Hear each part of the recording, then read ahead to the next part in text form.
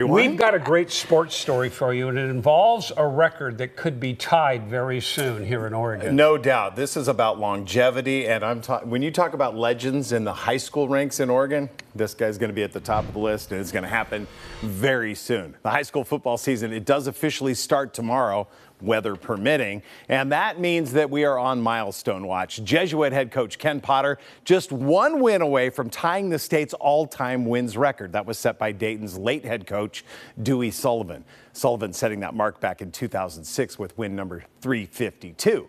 Brennan Green caught up with the Crusaders' leading man as he heads into his 37th year as Jesuit's head coach. Let's go.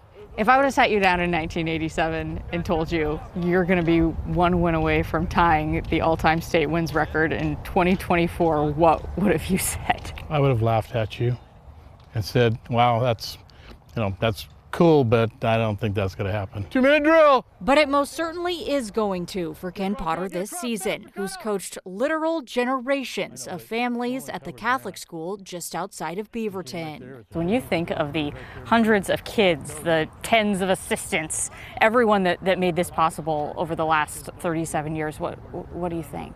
I think I'm really, really blessed. I'm at a school where I can talk about religion and God, and God put me in a situation that that I'm just so thankful that he put me in. Close your gap down, squeeze it, fly around, make your gap, and make plays. Ever the classic coach, there is one thing about this upcoming record that irks Potter. I continue to look at so many games that we could have won, and maybe if I'd done a better job, we would have won earlier, and I wouldn't be in this situation where it'd be 2 games to break the record. I'd already have it done. Squeeze him right there, right there! There we go, that's it.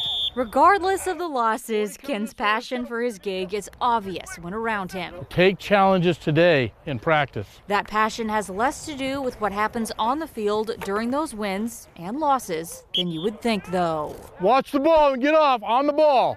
Don't listen to cadence. What I'm put on this earth for is to help people grow and be better. I don't think it was put on here to coach football. I think it was just to be around people and challenge them and see what they can do in their lives and try to help them just be better people. The obvious next question is, how long does Ken plan to do that in his current position? I'm going 1 year at a time right now, and I'm enjoying myself this season as much as I've enjoyed myself in a long time. I'm ready to break. Ready? Brenna Green, KOIN 6 Sports. He's a heck of a coach, and he's going to get that record. We know that. Great story. Thank you, Brenna. And look at this. Jesuit, well, of course, they're part of our game of the week as the Crusaders travel to always dangerous Tualatin tomorrow night at 7. We will be there before the game with Tualatin head coach Dominic Ferraro 24 hours from right now, which is pretty cool because Coach Ferraro played for Coach Potter at Jesuit back in the 90s.